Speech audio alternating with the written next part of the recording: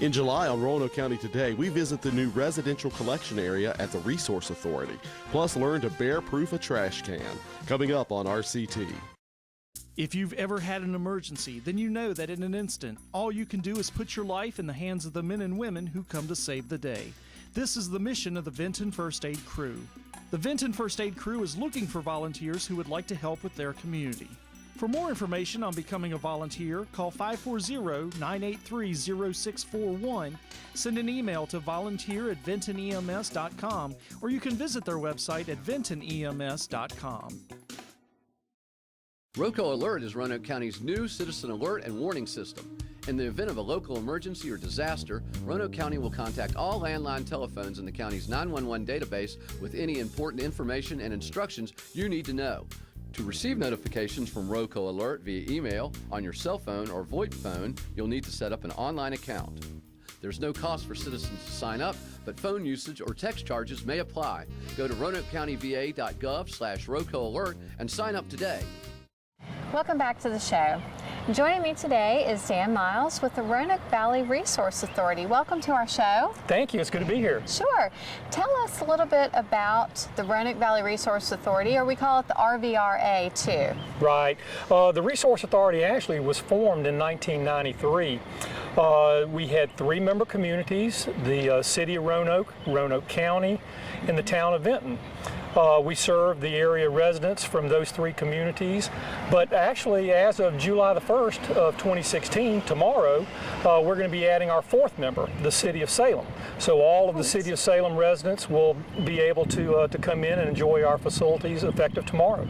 Great, good. That's exciting news for Salem. It is. It's exciting news for all of us. We're looking forward to having Salem as our 4th member. Good. And recently you cut the ribbon on a new residential service area. Where is that located? Actually, the residential service area is located at our Tinker Creek Transfer Station. The Tinker Creek Transfer Station is located at 1020 Hollins Avenue Northeast. The residential service area is located in the north area of our lot. When you come in, you come across the scales, and the scale attendants will direct you directly to the service area, and you can't miss it. Okay, very accessible for the public. Very accessible, and that's the main purpose of it. And what's the purpose of the expansion? Actually, if you'd ever come in and used our facility before as a resident, we have always been routing all of our traffic onto the tipping floor. And that meant that all of our residential traffic, as well as our commercial and our municipal customers, were all intermingled on the floor. And if you're a resident coming in with your pickup truck, it can be a little daunting pulling up next to a large compactor that's discharging its load.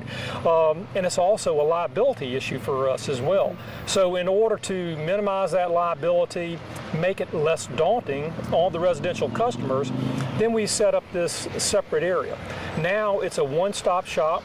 Any resident coming in, they can come in, drop their trash off in the same area. They're dropping off their recyclables, household hazardous waste. It's a one-stop shop. Okay. And again, for convenience for the residents, but then also making it a little bit more convenient to our commercial and our municipal customers, that it makes it easier on them getting in and out of the transfer station as well.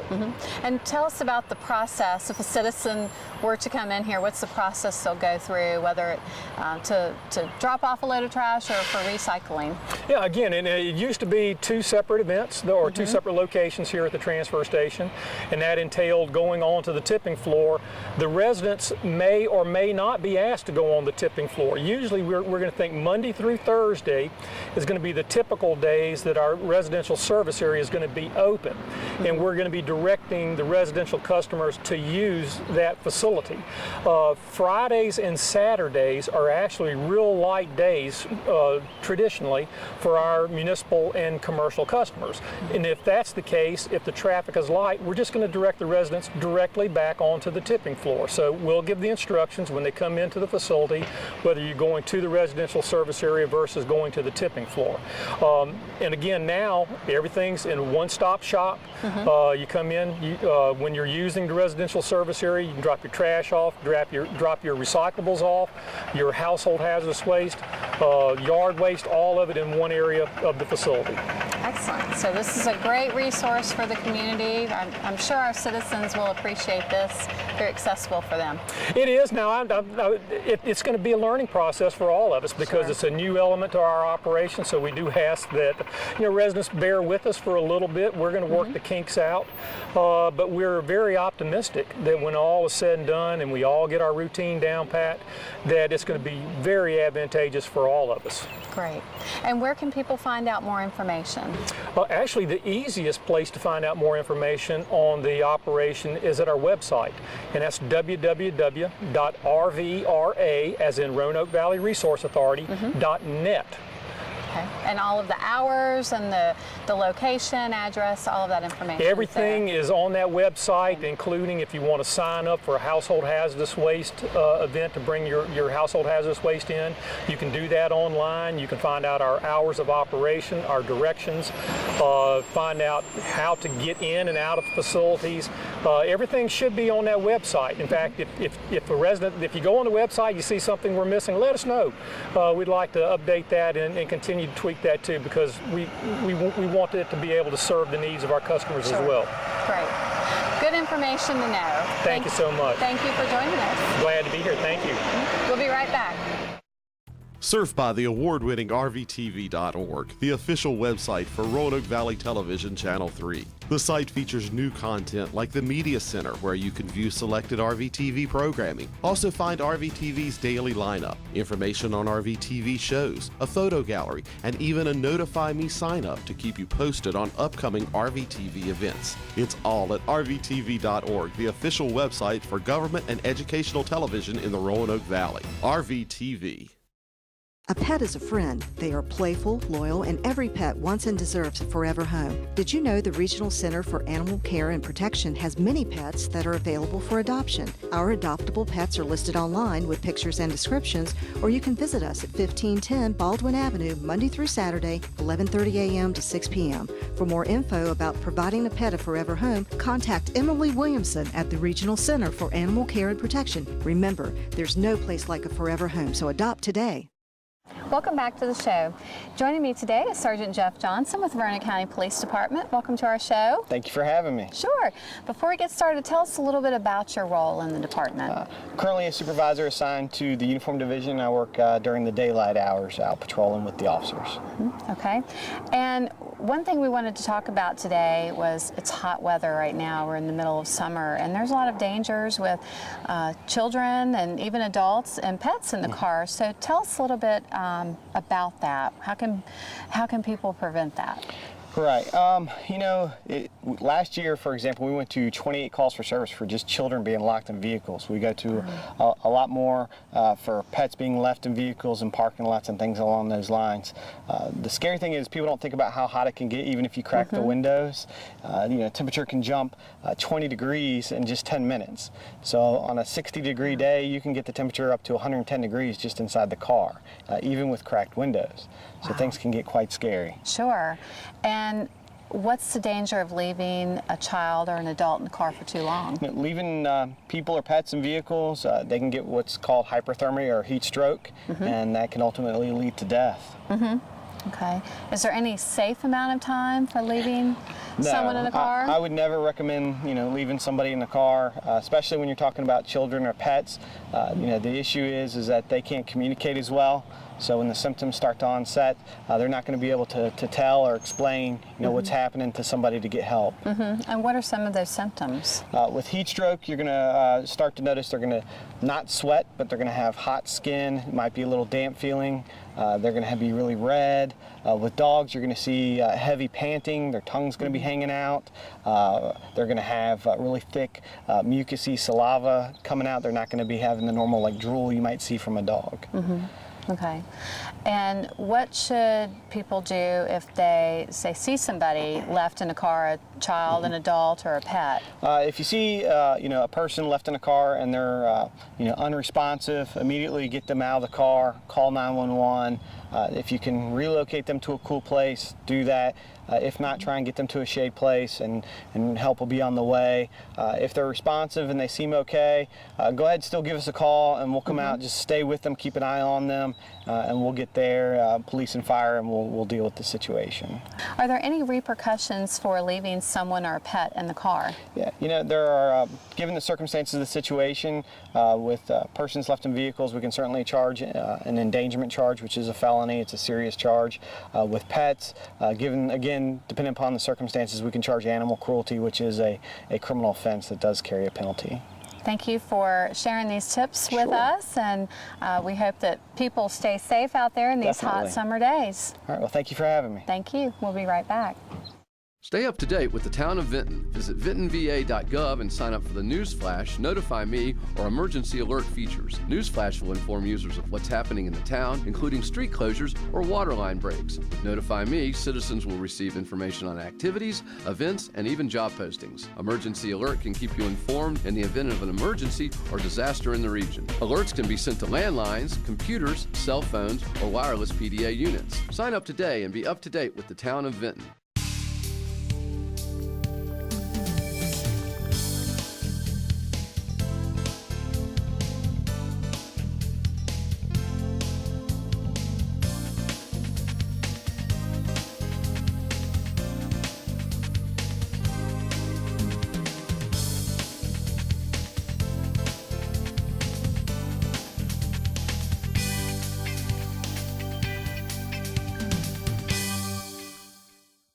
This year will be the 8th annual event. It's hard to believe that we have been doing this event for 8 years, and it just continues to get more wonderful, more vehicles. I mean, it's probably my favorite event that we do in Roanoke County, or one of my favorite events, I should say.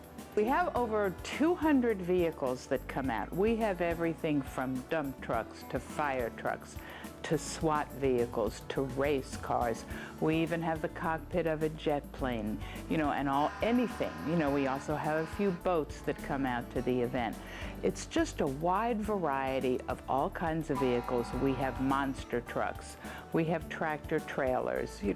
We have just all kinds of fun vehicles, and the best part of it is that everybody, kids included, adults, anyone, can get on them, honk the horn, walk around, touch them, talk to the operators of the vehicles to see exactly what some of these vehicles do.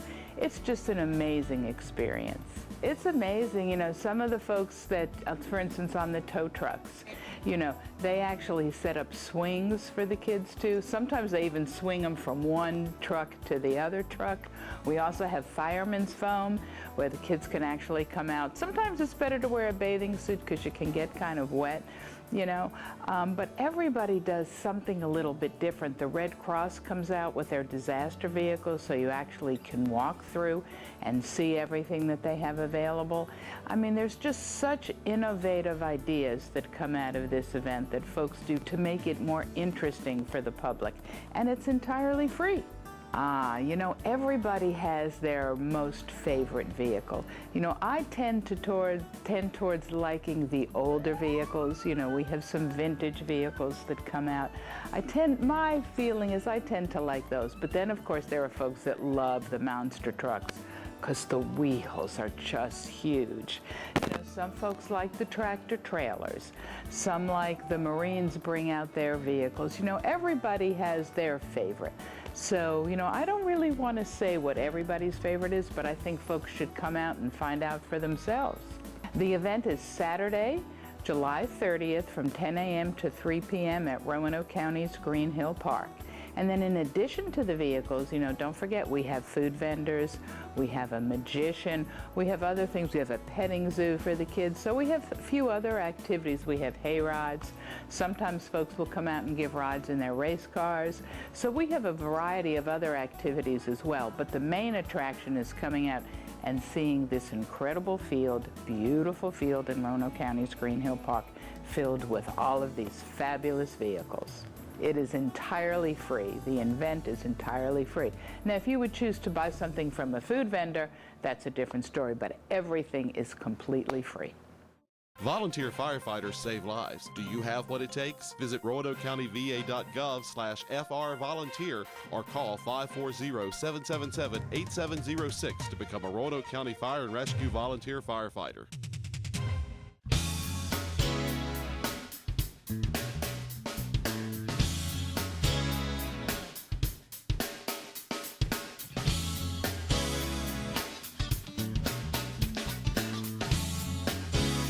Do you have a neighborhood concern in Roanoke County? You can now report zoning violations online by using the Neighborhood Concern Submission Form. Simply select a zoning code and add any details about your concern. Provide your name and contact info and choose to opt in so we can provide you with follow-up reports. Enter an address for your concern or select the location from the map and click Submit Entry. You will receive a case number that lets you track the status of your concern at any time. Submit your neighborhood concerns at RoanokeCountyVA.gov/zoning app.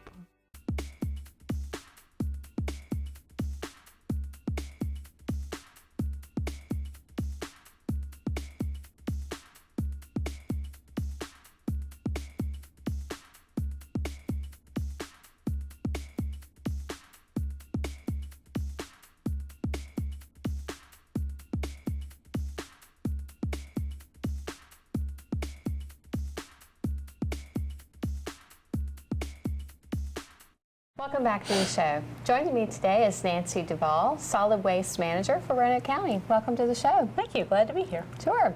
So we don't have lions, tigers, but we do have bears. So tell us about some of the bear activity around the county. What's going on with that? Well, it always picks up this time of year. There's it happens when the bears don't have a natural food source, or the natural food source is low in the springtime, or if the nut berry production is down for the year. They just start coming out where they think they're going to find food, and that's typically around people's houses. And into the trash cans. Yes. Which is a big concern. They found that trash cans are a ready-made source of food for them, and usually typically very easy for them to get into. A big attraction. Yes. Yes. And what can people do to help keep bears off their property? Well, there's a couple things. They can keep the trash put away. You know, if they have a garage or something, put it away except for garbage day. They can not put trash into the trash can until the day of garbage day if they can't lock it up. Or they can bear-proof it. Or I say bear-proof. Make it bear-resistant. We don't claim anything we do is bear-proof, but we make it bear-resistant. Okay. And along those lines, we do have a video from a few years ago that talks about bear-proofing cans. I know you get a lot of calls about that. Is it hard to do that? No, it's not. The video walks you step by step through it. There's even if they want to call the office, we can send them a link to a printable guide that they can then print off and have to do, step by step. It's just really not that difficult at all. Okay, I believe we might have that video online, or at least some information about that online on our website. Yes. What is that? What's the website? www.RoanokeCountyVA.gov. Then you click on trash collection. Okay, very good. Give people a good location to go to. Okay. Thank you for joining us. Thank you. And let's watch the video.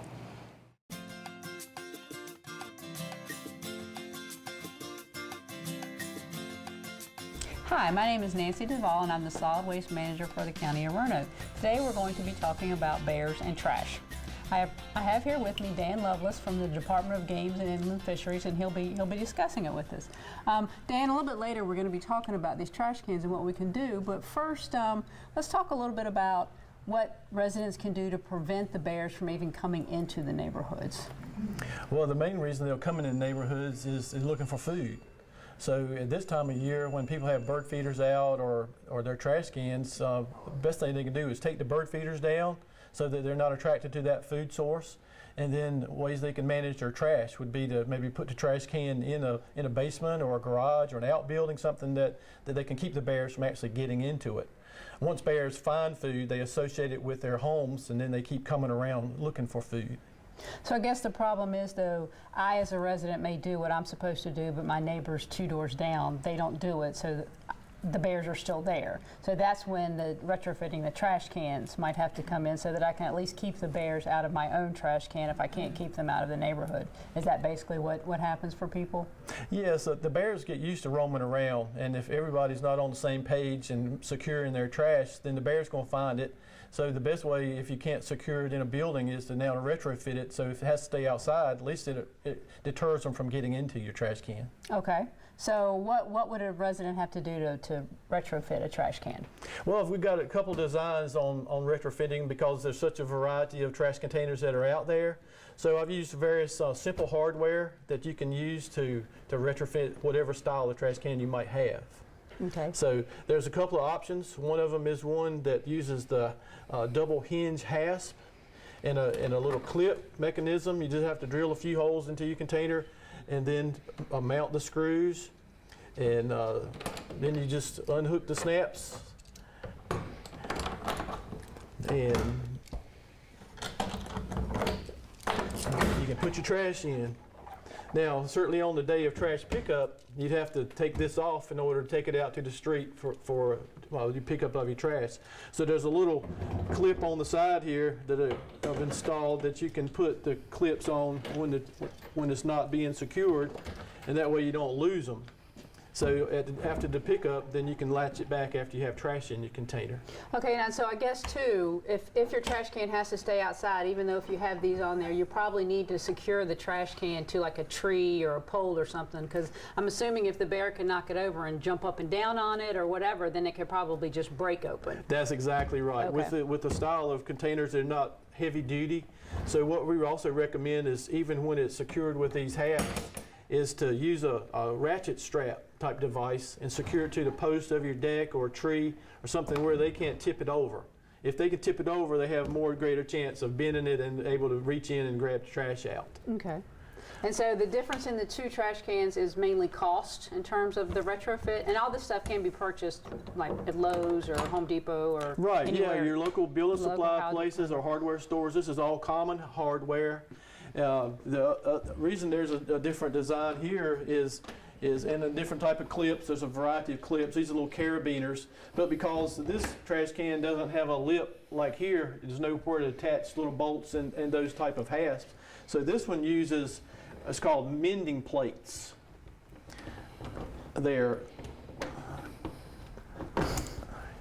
These hooks are a little bit more difficult to get off than the carabiners clips, but it'd be harder for the bears to get off too then. Right.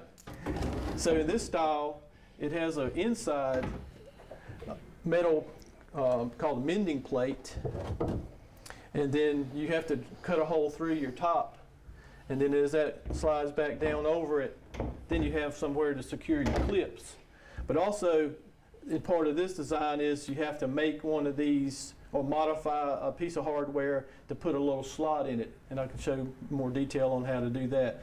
But you have to actually drill a few holes, file that down so that this will slide over it. And the reason for that's there is it gives a little security or a little more strength into the top. If you just use plastic, then it might be able to rip right through. So this is another piece of hardware that you can install to this design. But that's a mending plate design with and just different types of clips. Okay. Now I'd like to demonstrate applying the hardware to the container we call design number 1. You'll need a few simple tools: a drill with a 1/4-inch drill bit, a 1/2-inch wrench, and a 1/2-inch socket. First off, the hardware is just basic double hasp. Get that at local hardware stores. And you'll need a clip to secure it, and a variety of nuts and bolts. I'm using hex head bolts here with stop nuts. Makes it a little bit easier. First, to install the hardware, you'll want to position the bottom hinge onto the outside of the container, and you start the process by marking the location with a Sharpie so you know where to drill your holes. Follow that up by actually drilling the holes in. I like to start one screw through there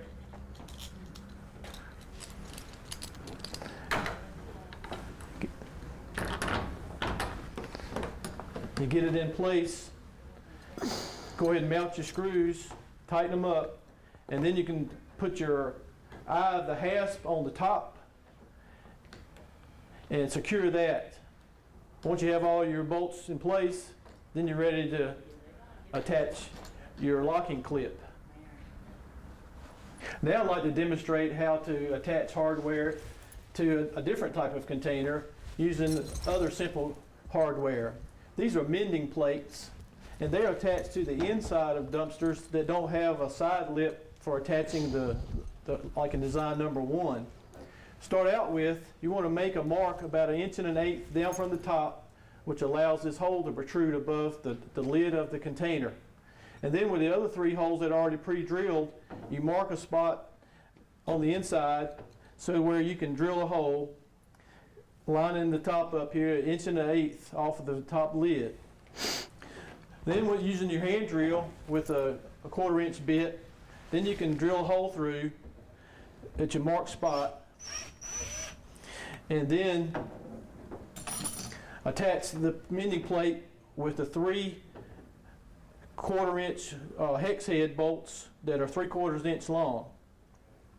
Once you attach that, then you'll have to close the lid in order to line it up and make a mark on the inside where that touches the top. As that protrudes through there in order to lock it. You have to drill a series of holes to make that mending plate stick through, and then once you have done that, you attach one of these U-bolt plates. Now this U-bolt plate you'll have to create from the hardware that you purchase. You can buy them in this shape, and you need to make a line in there in order to drill it out with a series of holes. Then you can file that down until you get a slot, which allows that mending plate to come through. These are connected to the lid with 3/8 inch by 3/4 hex head bolts. Now that we've installed the mending plate on the inside of the container, now we're ready to attach the top support, which will keep the usually flimsy tops of these containers from ripping out. These are made out of U-bolt plates that we showed previously to mark them, drill them, and then file this slot. This slot now fits over the mending plate and is attached with 2 3/8 by 3/4 hex head bolts. Using a washer on the inside and a hex locking nut, then you're able to secure this. Once you have that tightened down, then you can use one of these clips in order to secure the top. And that is how you retrofit one of these trash containers with our design number 2. Thank you, Dan. I think that gives the residents some very good information about how to both prevent the bears from coming into the neighborhood, as well as what to do if they do have them in there. But if they have more questions, where's someone they can go for more information? They can go to our website, Department of Game and Fish. Okay. And they can also go to our website as well. We'll have this up as well on ours. It's www.roanokecountyva.gov. And of course, they can always call us individually if they need more information. So thank you very much. That's right. Thank you.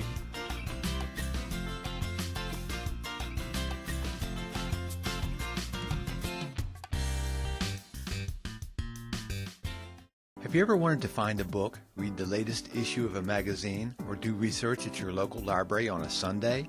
Well, now you can. Our South County and Vinton libraries are now open from 1 to 5 on Sunday afternoons. This means that you'll have access to our extensive collection of books, DVDs, and audiobooks, as well as our library's many computers and, of course, our friendly, helpful staff. We want to be part of your Sunday afternoons. For more information, contact the South County or Vinton libraries. Participation in the recycling drop-off program in Roanoke County has been steadily increasing. With the increase comes growing pains. The following etiquette tips will help citizens receive the most benefit from the recycling program. Break down any boxes before placing them in the containers. We currently accept plastics and all types of cans. Do not place items with food residue in trailers. Fill trailers to capacity. When the recycling trailer is full, do not place items on the ground outside of the trailer. Visit another recycling trailer location. Please use the trailers properly.